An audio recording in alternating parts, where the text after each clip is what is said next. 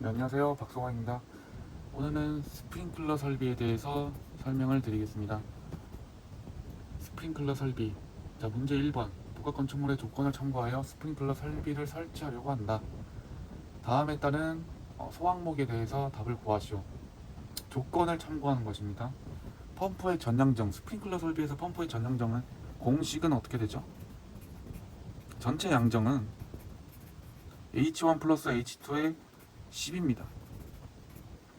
H1은 실량정이고 얘는 배관과 부속류에 대한 마찰 손실이죠.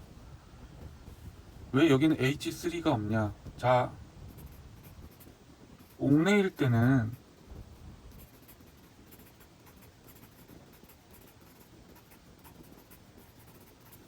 이것이었죠. 이거 실량정, 배관 부속 똑같은데 얘는 무엇이냐?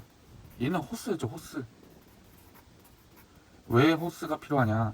소화전함에서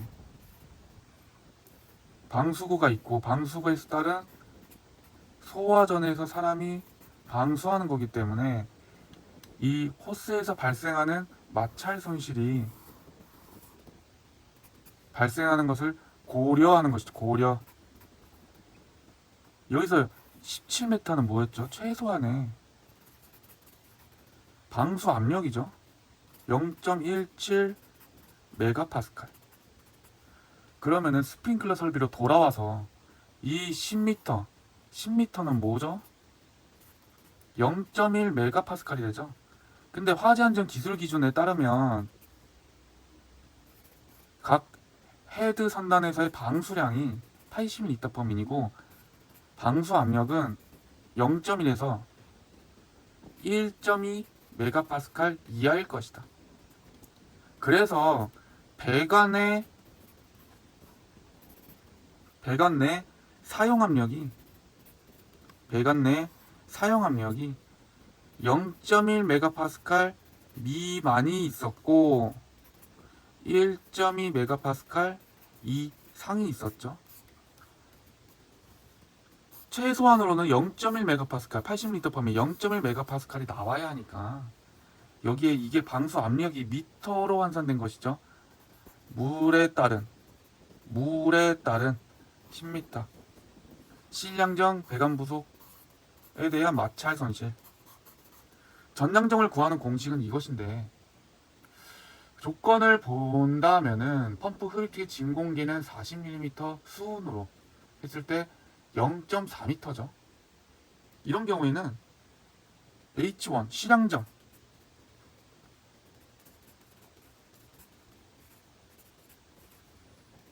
실향정이 되는 것이고요. 흡입 측의 진공계라고 했습니다. 자, 진공계. 그다음에 연성계가 되겠죠. 이거는 어디에 쓰이죠? 펌프의 흡입 측에 쓰인다. 흡입 측에 사용된다. 압력계. 압력계는 어디에 쓰이죠? 토출 측에 쓰인다. 뭐에? 펌프에 토출 측에 쓰인다. 진공계하고 연성계입니다. 진공계는 진공 압력을 측정할 때 사용하는 것이죠. 진공압이라고 하면 이 수조가 펌프보다 더 낮게 있는 것이죠. 연성계는 대기압과 진공 압력을 같이 측정할 수 있죠. 플러스보다는 엔드 개념이 더 정확하겠네요. 나는 엔드 개념이 더 정확하겠네요. 대기압과 진공 압력에 대한 진공계라고 하였으니 여기서 흡입을 해야죠. 압력을 이용해 흡입을 하는 거죠. 이 진공계는 무엇이냐라고 하면 수조가 있고 여기에 수면을 표시하는 이 기호가 대기압을 의미합니다. 대기압을 의미해서 이런 식으로 수면에 대기압이 가해지고 있다. 이거에 따른 펌프 내부를 진공 상태로 만들어서 펌프 내부를 뭐로? 진공 상태로 만들어서 이 대기압에 의해서 물이 빨려 들어가게. 다시 이 대기압에 의하여 펌프는 진공 상태로 돌아가게 되고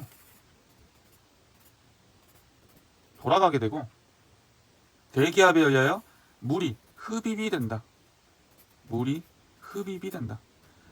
이 진공계라고 하는 것은 진공 상태일 때를 측정하는 것인데, 진공계는 밑에서부터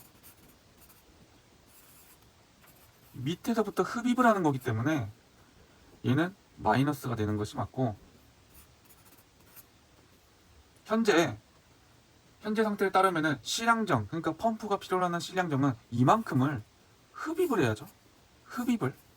그러니까 마이너스지만 펌프의 전량정을 구하라고 하는 것은 수조가 펌프보다 더 낮게 있다는 가정하에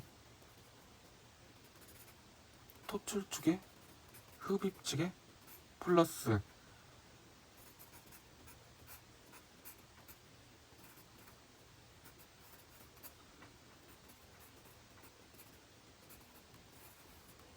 이런 공식이 됩니다.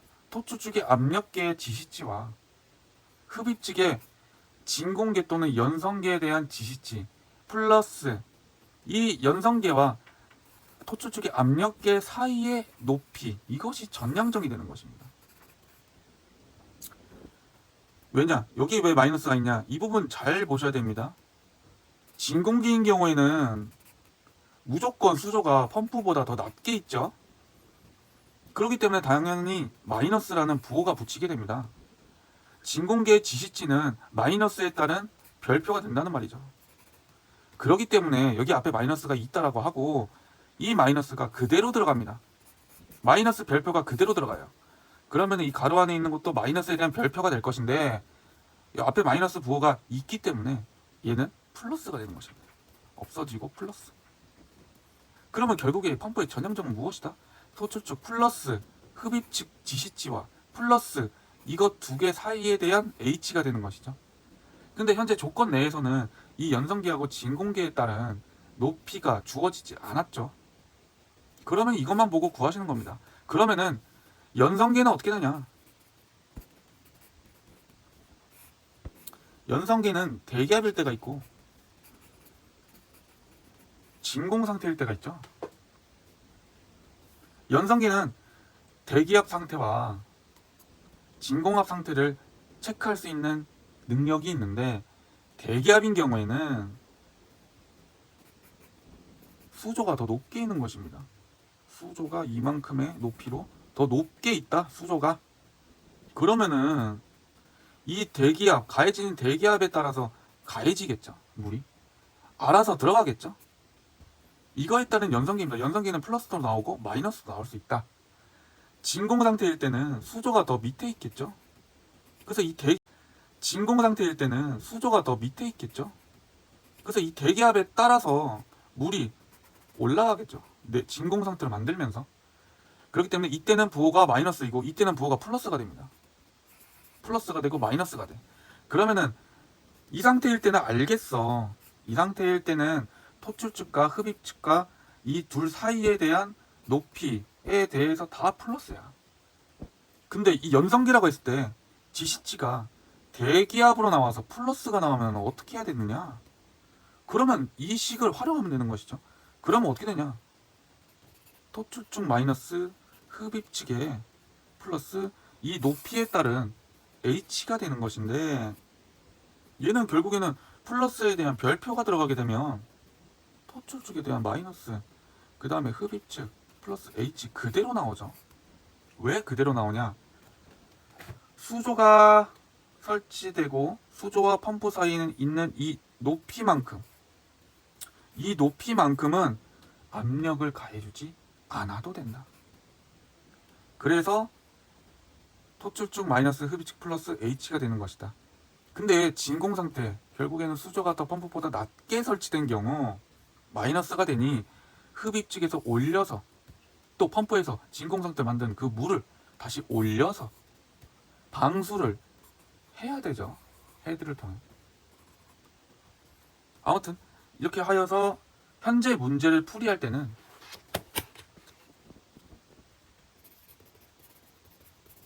이걸 그대로 가져오고요. H1이 됩니다. H1. 자, 400mm 수분입니다. 흡입축. 진공계네요. 진공계예요.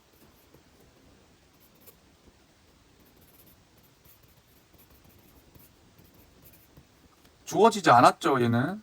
그럼 이것만 가지고 실량정을 구하는 것입니다. 실량정.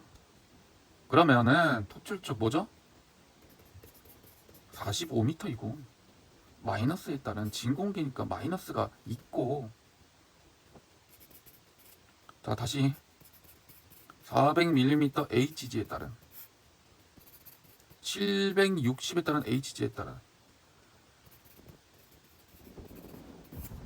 아쿠아죠. 아쿠아 물이죠. 이렇게 해서 이것은 플러스가 되는 것이고 이것에 따른 미터가 나오게 됩니다. 여기까지 정리되겠죠? 그런 다음에 H2. H2는 조건상에서 뭐라고 나왔죠? 실량정의 40%이다. 이것에 따른 별표 2개가 나오겠죠? 그럼 10m 그대로 나오죠? 그러면은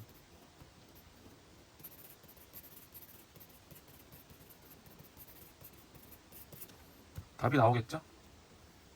그러면 여기다가 답 적고 끝 적으면은 1번에 대한 문제풀이가 끝납니다. 자, 이 부분을 설명하는 데 있어서 다른 부분도 설명할 게 많지만 2번, 3번을 통하여 부가적으로 내용들을 설명하도록 하겠습니다. 자, 1번은 이렇게 마치겠습니다. 2번입니다. 펌프의 수원을 구하시오. 자, 수원 나오면은 옥상수조 고려해줘야죠. 옥상수조는 언제 나오죠? 옥스 화일 때 옥상수조를 고려할지 말지 고민할 것. 옥상수조의 제외 조건 지가 고수 시펌. 지가 고수 시펌 두 문자. 자, 기억해 주시고요. 수원을 구하시오. 수원 V는 Q에 따른 20분이나 40분이나 60분이 되는데 현재 30층 미만이니까 20분이 되는 것이죠. 이것에 따른 리터가 나오게 됩니다. 얘가 리터 퍼 민이니까 얘가 루베 퍼 민이면 당연히 루베가 나오는 것이고 이 부분에 있어서는 자유자재로 다룰 수 있어야 됩니다. 자, 얘는 뭐죠? 30층 이상, 50층 이상. 현재 30층 미만이니 Q에 따른 20분을 곱해서 루베가 나올 것이다. 예상을 하시고 들어가셔야 됩니다. 자, 수원을 구하시오. 그러면 이 Q는 뭔데? Q는 80리터 퍼 민에 곱하기 N이죠. N은 기준 개수입니다. 근데 이 기준 개수에 대한 화재안전 기술 기준 생각나시나요? 만약에 폐쇄형 스프링클러 헤드를 사용한다라고 하면 폐쇄형 스프링클러 헤드를 사용한다고 했을 때 스프링클러 헤드가 가장 많이 설치된 층, 그러니까 방어구역으로 보는 것이죠. 층에 설치된 스프링클러 헤드의 개수가 80리터 범 이내 곱한 양이 방수량이 되어야 된다. 하지만 최대 기준 개수 이하일 것이다. 만약에 설치된 스프링클러 헤드가 가장 많이 설치된 층에 설치된 그 헤드의 개수가 기준 개수보다 이하라고 하면 기준 개수가 오버되니까 그냥 설치 개수로 해도 된다. 그냥 설치 개수로 해도 된다라고 나와 있습니다. 이거는 화재안전 기술 기준 내용에 있습니다. 그러니까 쉽게 말해서 기준 개수를 정해놓고 설치 개수가 기준 개수보다 더 낮게 있다면 설치 개수를 해라. 굳이 헤드가 그만큼 없는데 기준 개수에 따른 방수량, 그에 따른 수원을 너가 정하면은 뭐 하겠느냐. 어차피 20분 동안 방수되면 되는 것인데. 법적으로 봤을 때는. 왜냐면 저희는 최소 비용으로 최고의 설계를 하는 것이죠. 최소 비용으로 최고의 설계를 하는 것입니다. 그렇기 때문에 법적 사항을 지키면서 최소한의 비용으로 최고의 설계를 할 수 있도록 저희는 설계 및 시공 유도하는 것이죠. 그래서 80리터/ min 기준 개수. 근데 스프링클 헤드가 가장 많이 설치된 층의 설치 개수가 기준 개수보다 이하라고 하면 그냥 설치 개수로 해야 된다. 근데 여기서 아파트의 경우 가장 많이 설치된 세대 개수죠. 세대. 그러니까 세대가 하나의 방어 구역이 된다는 것입니다.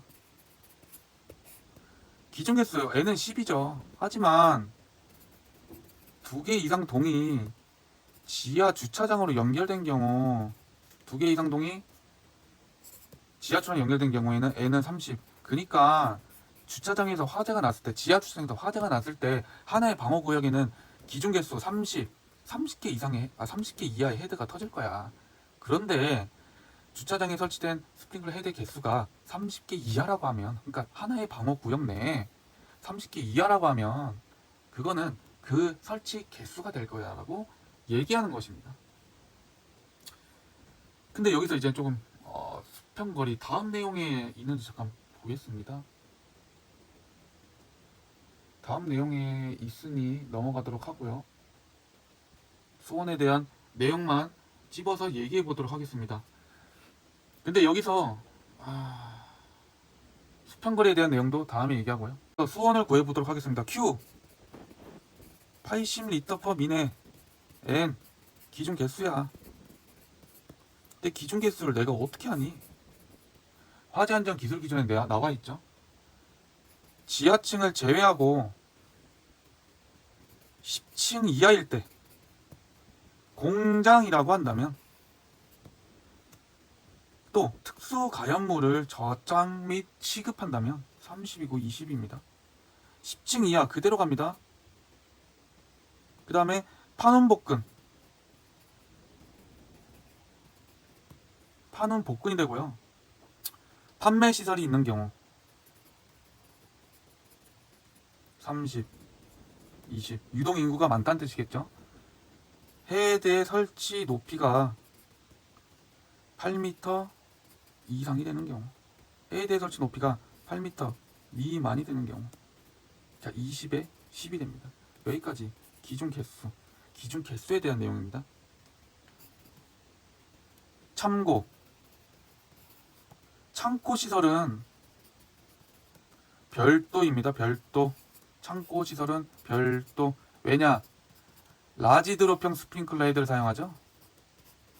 라지 드롭형. 그렇기 때문에 라지 드롭형은 어떻게 되는 것이죠? 동일한 수압력에서 큰 물방울을 만들어내 대형 화재를 진압하기 좋은 스프링클러 헤드이다. 이는 동일한 수압력이라고 했으니까 160리터/min의 0.1메가파스칼로 얘는 Q가 나오고 P가 나오는 것입니다. 그럼 이에 따라 기준 개수 또 다르죠? 이거에 대한 내용 문제 3번에서 다뤄보도록 할 거니까요. 그거 봐주시고요. 자, 여기서 기준 개수에 대한 내용 그대로 가겠습니다. 지하층을 제외하고 11층 이상이다. 그 다음에 지하 역사이고 지하 상가이다. GG 일 때는 N은 기본적으로 30이다. 그러면은 현재 기준 개수에 대해서 골라보자라고 하면, 자 10층이죠. 10층 이하입니다. 복합 건축물인데 판매 시설이 있다. 30이네요. 그러면은 기준 개수 그대로 끌고 옵니다. 80리터/min에 곱하기 30이 되면 2400리터/min이 되고요. 2400리터/min을 루베로 바꿔줍니다. 그 다음에 옥상에 대해서 2.4 곱하기 3분의 1이죠.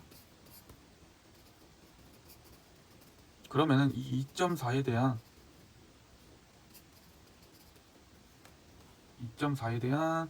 그다음 플러스 이 공식을 별표라고 하고요. 별표를 가져옵니다. 그 다음 몇 분 곱해줘야 되죠? 20분. 그럼 루베가 나오죠. 그렇게 해서 답을 구할 수 있겠습니다. 그 다음에 방사량을 충족하기 위한 소화펌프의 전동력을 구하시오. 전동력 킬로와트. 전동력, 축동력, 수동력. 전체 고려, 축동력인 경우에는 고려하지 않는다. 수동력인 경우에는 둘 다 고려하지 않는다. 전동력은 이렇게 되는 것이죠. 그러면은 공식을 보자라고 하면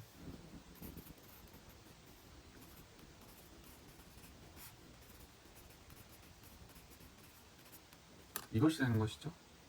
근데 여기서 부호 조심해야죠. 루베 퍼 세크이고 H는 미터가 나와야 됩니다. 근데 이거는 어떻게 나오는 게 되는지는 전 영상에서 계속 끊임없이 얘기를 해왔습니다. P는 이것에 따른 와트인데 여기서 조심해야 될 점을 제가 오늘 추가적으로 말씀드리겠습니다. 비중량을 구할 때는 P하고 G죠. P하고 G입니다. 근데 여기서 만약에 물이 아니고 뭐 어떤 첨가제 비중이 1이 아닌 어떤 액체를 사용해서 소화한다. 비중이 1인 액체가 아닌 것으로 소화를 한다 라고 하면 이 비중에 대한 식은 이렇게 되죠. 단위 없습니다. 그러면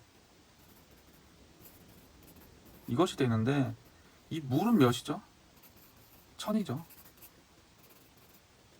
그 다음 S. 그러니까 만약에 이 비중이 바뀌었어. 1이 아니야. 0.8이야. 그럼 얘는 800이 되겠죠. 800. 그러니까 이 식을 알고 있어야, 이 식이 와트가 나온다는 이 사실을 알고 있어야 비중이 바뀌어도 밀도를 구할 수가 있습니다. 바뀐 밀도를 넣으면 되는 것이죠. 바뀐 밀도를 넣고 중력 단위 9.8 미터 퍼 세크 제곱, 얘는 그대로 단위 이것이고 높이는 이것입니다. 미터 단위. 이렇게 해서 구하는 것이고요. 지금은 비중에 대한 말은 없으니 그대로 이 공식을 이용해서 구하면 되는 것입니다. 근데 여기서 이 Q가 어떻게 되냐? 너 옥상수조까지 하지 않았냐? 여기서 옥상수조가 필요가 없죠. 왜냐? 헤드의 방수량을 얘기하는 것이니까. 그러면 어떻게 되는데? 80리터/펌이네. 곱하기 N이다. N이 뭐였죠? 판매 시설이 있으니까 30개였죠. 그러면 이것에 따른 리터/민인데 얘를 가지고 와서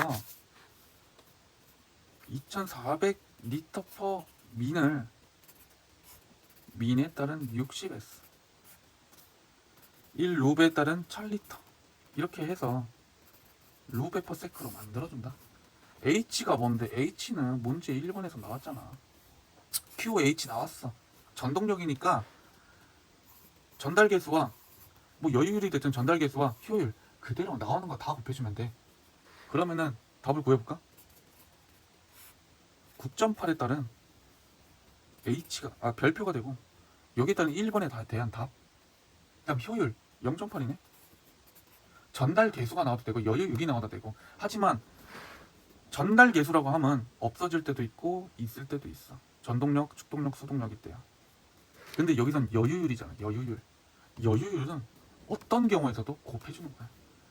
다시 여기는 전달 계수. 전달 계수인데 전동력이니까 1.1을 해주고, 만약에 여유율이라고 하면 전동력, 축동력, 수동력과 관계없이 무조건 곱해주는 거야.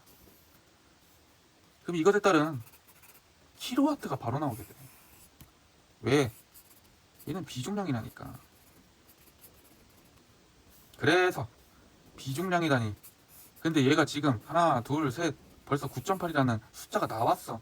이건 우리가 간편화 시킨 거야. 그래서 킬로와트가 나온 거야. 와트에서 킬로와트가 된 거야. 이렇게 해서 전동력까지 답이 나오게 되고, 당연히 2번 할 땐 설명 안 했지만 당연히 끝부분에 답이라고 적고 여기는 끝이라고 적고, 그러면 문제가 끝나. 1번에 대한 문제에서 마치고 2번에 대한 문제에서 뵙겠습니다. 감사합니다.